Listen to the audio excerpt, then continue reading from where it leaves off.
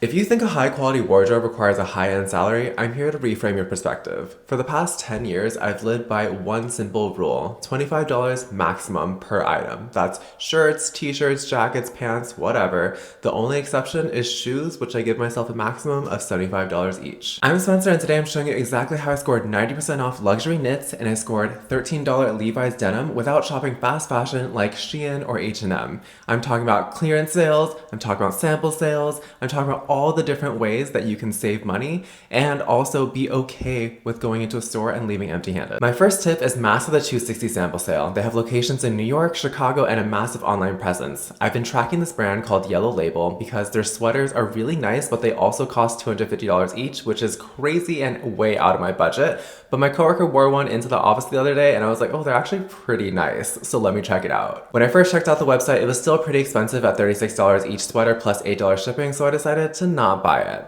But the Frugal Scientist move here is to actually give them your email address. That way, if there's any additional discounts that they email out, you're the first one to be notified. In this case, I actually got pretty lucky. Instead of sending an additional discount, they said each sweater went from $36 to $28 now, plus any purchase gets a free mohair sweater. So naturally I said, yes, it's totally worth it. In the end, I got 3 sweaters for $69 total, and that is $23 each sweater, which is a great deal, and that's after tax and shipping. So the lesson here is get on the email list and wait for those liquidation prices. Next, we're talking Levi's. I went to the Gilroy Outlets and I found a $70 pair of jeans for $22, but here's the trick. This wasn't on the normal clearance rack where they have it in the corner. This was actually within the normal price items, and then they have a small sign that says this one is actually on clearance.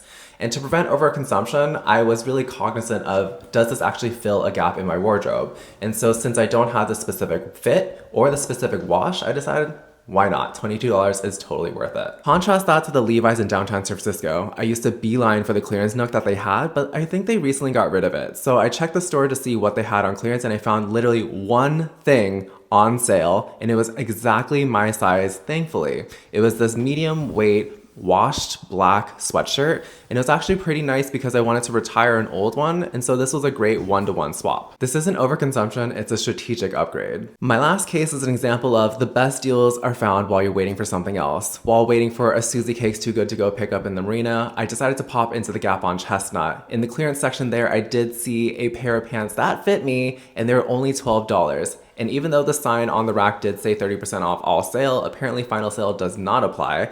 But $13 after tax for a pair of pants is definitely worth it in my book. And not related to apparel, but is still a very good deal, I recently picked up a Hydroflask soft cooler from Target. It's originally $90, but I got it for $27 after tax. And this is great for those little SF grocery runs, or if you're picking up a Too Good To Go order of ice cream from Mitchell's or from Humphrey Slocum. This is like the perfect little addition for your car. The secret to being a budget baddie isn't luck. It's an open mind. You have to be okay leaving a store empty-handed, because sometimes the best price is in-store, sometimes it's online, but the goal is always quality over quantity. So let me know in the comments what your max price per item is, and subscribe for more ways to master your money and your closet.